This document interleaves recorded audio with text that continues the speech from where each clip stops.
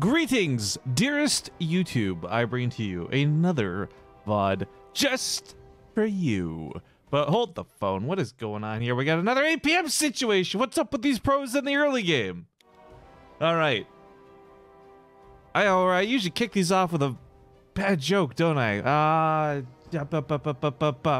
Got it.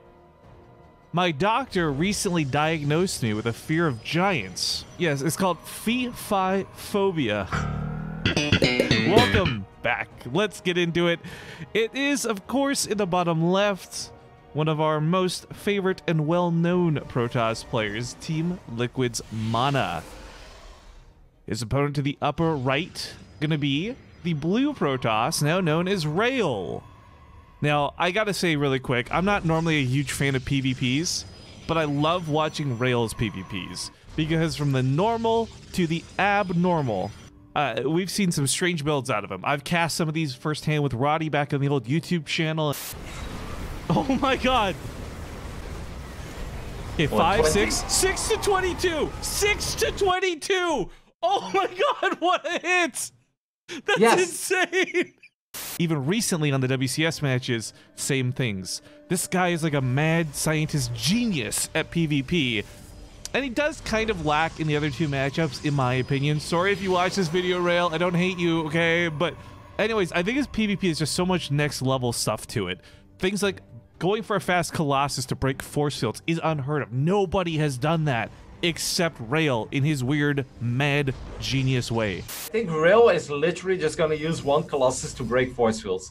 If that's actually his play here, that's so smart, and I love it. Walk it forward, walk it forward. Yep, just breaks the force fields. Oh my god! That's so sick! He's so good! How did this guy... Rail is so good! What happened between the first series and this series? So good! You know, we said the series couldn't get better, then it gets fucking 200 IQ better. That was such a good move.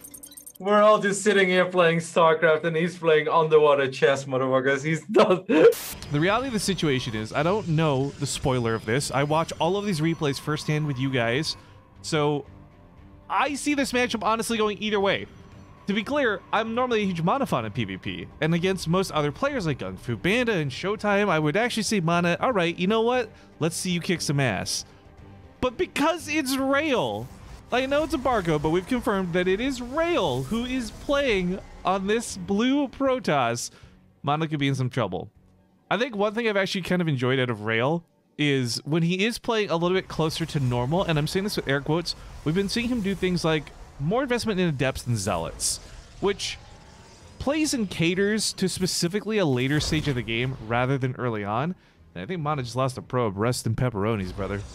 In fact, shutting that probe down is great because this allows him to get away with the Stargate.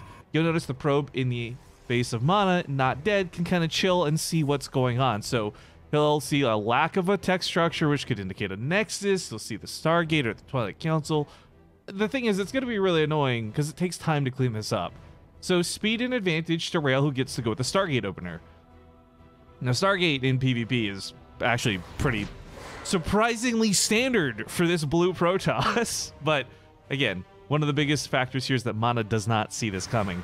Also opting in here for a Nexus, Mana will be able to take his here no problem, as Rail's invested 400 minerals into his base. But as the Adepts shade in, he's going to be quick on the draw. This probe usually ends up staying a little bit closer to the hole in the wall because you want to plug it. Oh no! These Adepts get into the mineral line can cost Mana quite a few workers and, if nothing else, some lost mining time too. I should also mention, folks, that this is not from like some tournament. This is an exclusive video. You're not seeing this anywhere else. Unless someone else picks up just the cast, I suppose. I'll talk about that after. I don't want to do any spoilers, but this is kind of crazy. So what we've seen on the other side of the map, Rail's done correctly. The probe was left near the base. Adepts can't transfer past this. It ends up blocking and buying plenty of time. This costs Mana 5 probes, and in the grand scope of things, it evens up the worker count. But you guys got to remember, this 5 probes were Mana's one kind of lead for what was the opening difference between these two. Remember, the Nexuses came down at similar timings. The tech structures for one were delayed and not so much for the other. So a little bit of chaos, but ultimately Rail, I think, has had a pretty nice early game. Shield battery goes down in case it's oracles. I think that's a brilliant move because, of course, it'll help not stop an oracle entirely, but really delay before it starts getting kills. now that we are seeing oracles, it is Phoenix after all, and those can burst down probes pretty quickly. For Mana, he's going to transfer some of his probes over. And my question really is, what's he doing this game, structure and tech-wise? Because he has not advanced to that next step of the game. He's actually continuing here on pretty basic gateway tech, which I do worry about, not only because Stalkers are not necessarily the greatest response to Phoenix, but also just because this means he's delaying everything else he could throw down this game. Whether it's the idea of a disruptor later on, whether it's more gateways, the point is Mana is working off of 2 gates, 2 bases. This is not where you want to be production-wise for most Protoss players, but the investment in the gateway units means he has more units than his opponents can have units, because Rail went for a lot of tech. Robo went down, Immortal's on the way, it's going to be great, but it's not here yet. Shield Battery's not done. Only a couple Stalkers and Phoenix to hold this fight. I mean, by all accounts, Rail should be able to hold on to this. The force field was actually really good, zoning out Mana Stalkers. They do have to kind of funnel their way in. This buys the Phoenix a little bit more time to do some pickups. They're almost out of juice, though, which really sucks. And, of course, the unit count here is getting very low for Rail. This could be a terrifically short game at this rate. In fact, the pylons down here and the aggression is set. Shield Barriers are done now, though. This is a real big game changer with the Immortal coming out. As long as the Immortal is the one taking the damage, it's going to be able to survive a lot of these hits. Phoenix as well, so actually be able to deny this Adept from getting too much done in the mineral line. I believe there's enough. There was just barely, by like 1 energy, there was barely enough to pick up and deny that Adept. Okay, so I gotta give kudos to Mana. The aggression looked really cool, but ultimately it was just gateway units, so there was a bit of a clock on this. Now back on the other side of the field, a Twilight Council comes down. I'm not sure which direction this goes, but he's seen the Robo, he's seen the Immortal. He knows that he can't really go just DTs and pray for a win. He's got to play this out. And I guess on the upside for Mana, right, it's less about what was killed and more about what was macroed behind this. Because Rail was not building a bunch of probes. Rail didn't lose a bunch of probes, yet he's still 10 behind his opponent. This is going to drastically affect the income, not now, but probably in about 2 minutes from now if the game even continues on that long. And that's where Mana will, I think, start to see some leads in this game. So it's the slow and steady wins the race approach for Mana in a weird way. Rail can eventually catch this up, but his probe production is a bit low because he's just spent all these minerals on additional gateways. Pumping that production. But he's gone for an attack. This is the counter. He's got 2 Immortals and a Warp Prism, more notably. This thing's going to be well protected by the Phoenix. And I'm really worried for Mana. You know, I have just spoken his praises and sung his hymns, but as I said, 2 minutes if the game goes that long. Because, frankly, Mana's on 16 army supply versus 43. And the type of army supply out of Rail is effective, too. This isn't when you see it be a little inflated because he's just got a bunch of Zealots or something silly that'll run into Archons. But Shield Batteries are finishing barely in the nick of time. Mana plays the probes into the fight. Looks a little awkward, but kind of the right call. Archon trying to stay back, the Shield Battery keeping it topped off, but this choke is his only hope, and I don't know if that's going to be enough. Probes pull on the top side. Things are looking a little bit dicey for Mana.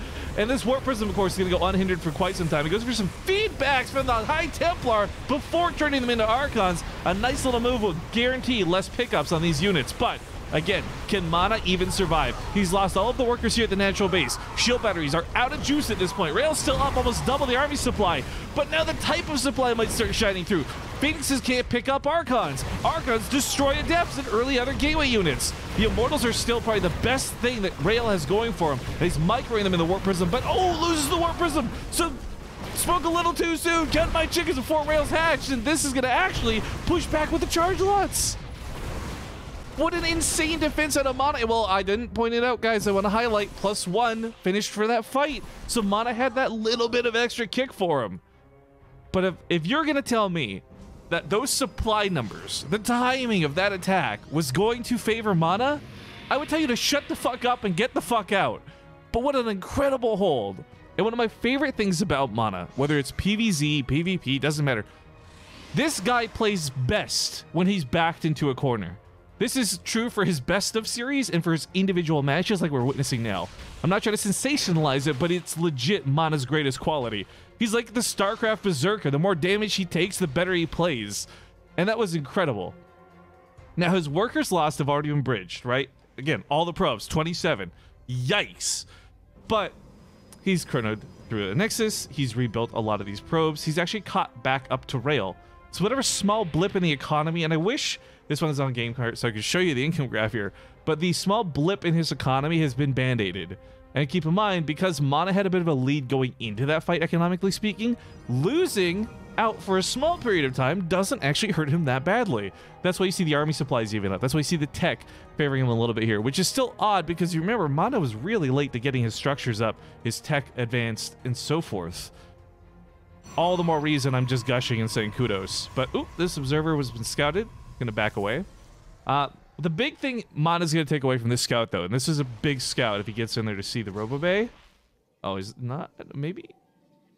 Well, he sees the second Robo, but it's the Robo Bay that matters a lot here. Because, well, it may likely... Oh, does he see it? Oh, I didn't grab his vision. 1 sec. Okay, so he knows that he can't wait. This is the key part of the game.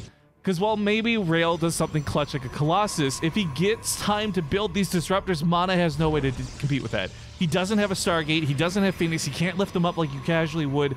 This is something where he's got to go now. This is his only opportunity because once 3 or 4 disruptors are out, he is going to die. So, Archons could break that force field. Maybe. The Zealots decide to instead intervene to the bottom side of the fight, letting the Archons fight on the north side. Doing some Warp Prism Medevac Micro style going on. He does lose 1 of the Archons, 2 of the Archons, but a lot of his Zealots are still standing. Most of the Adepts melted off because they were on the wrong side of the force field initially, but ooh.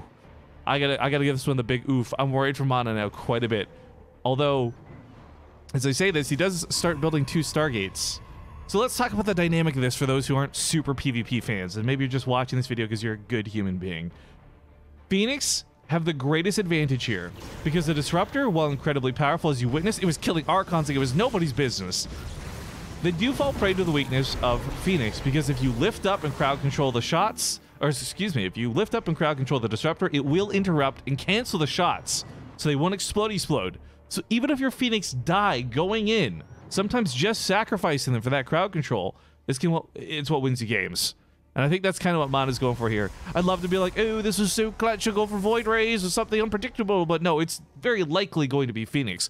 And I think what's really key here is the double Stargate aspect to this. Now, it's a bit awkward because he's not built that quite correctly, but it's because he's busy microing and focusing on the other side of the map. Nice choice of a recall saving the Archons, but oh, this army is going to catch Rail off guard. And while I was waiting for this giant Phoenix fight, this will actually stop him and keep my just recall. He cannot recall this army. Even though it's got a shorter cooldown and all that good jazz, this is a suicide squad, make no mistake. Kill some of his own stalkers with that disruptor shot. A mistake out of Rail, but he is still going to clean this up. That Archo's too fat to fit through the pylon. But this is why I want to talk about the double Stargate. So I got really hyped there. Oh, he could totally save this probe by putting in the assimilator, by the way. Besides the point. Or it's not even blocked in. Never mind. I thought it was totally blocked in. The Phoenix count, he knows his opponent's going to have some. He opened 1 Stargate. The double Stargate helps him overcome his opponent's Phoenix count and give him more than plenty to deal with what's left over. There is no anti-air in this army. There's no Stalker shooting up. There's no Sentry. This Phoenix is the only thing standing between those Disruptors and dying, and that's where Mana's Phoenix, I think, are going to win this battle. And it's probably going to be a lot less clutch than you might think. Here we go with the liftoffs. Now, there's a lot of armies still standing for Rail. Keep in mind, it's not just about the Disruptors. Those 16 Adepts shoot from the back, and they don't clump up, so they don't take the same damage from Archons the same way Zealots would. But, again, no real crowd control. Or, excuse me, anti-air can just stop this crowd control. He picks off the Warp Prism with a Phoenix. Brilliant move out of Mana. Still trying to do some micro here on the front lines with those Archons. Fall it back to the shield batteries, but those shield batteries are out of juice. The Phoenix is... they got a tough decision to make. You gotta lift up those Disruptors or kill those Stalkers. He's going for the CC on the Disruptors, but oh, the double kill! 2 Immortals go down! The army supplies for Mana are getting clutch, but like I said, this man's backed into a corner. This is where he plays the best. Is it gonna be good enough this time around to save him, however?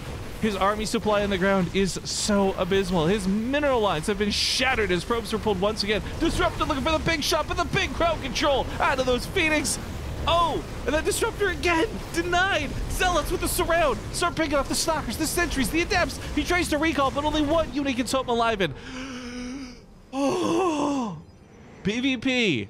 You're supposed to be boring and dumb, and I'm supposed to balance wine, but instead you're the most exciting thing I've seen this morning. Thank you so much. Oh, I don't know how much more back and forth this can go. Mana, the first time around, was 27 probes dead, this time 41. He did get a 3rd base up, and I don't believe Rail actually knows about this, which is a problem.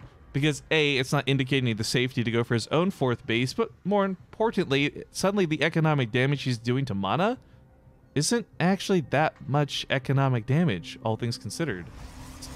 3rd Chrono, 3rd Nexus, easy to get the probe count back up, but while Mana is pumping 3 probes at a time, he's also just scouted the double Stargate out of Rail. So it looks like he's looking to make up that Phoenix count, because very notably, against anyone, if Mana had done anything else, if he had even done something ridiculous like Colossus or Zone Disruptors, I don't think he stood a snowball's chance in hell to defend that fight.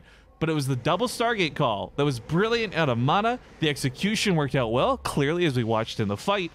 And unfortunately, in Phoenix Wars, numbers matter more than anything else, and Mana does have a lead of 2 Phoenix or so.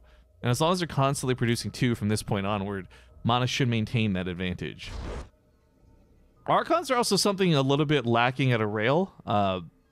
With no Disruptors this time around, I'm not sure how he'll deal with these. When the Disruptors, and I should say if the Disruptors get their shots off, even the Archons fall apart. Nothing really withstands a Disruptor Blast, but he doesn't have that. He doesn't have his own Archons, so he's got a pretty fragile, flimsy army. Don't mind me, Rail actually has a lot of damage output, but I don't think he's got the survivability, and that's where I think Archons are going to really, really shine through here. Because, of course, they can't be lifted by the Phoenix, so at the end of the day, even if Rail wins the Phoenix fight, these Archons should do well. The Zealots in the front line, despite those shield batteries, Mana is pushing through. A little bit of splash damage, and that's going to be it. Ladies and gentlemen, Team Liquid's Mana takes the victory.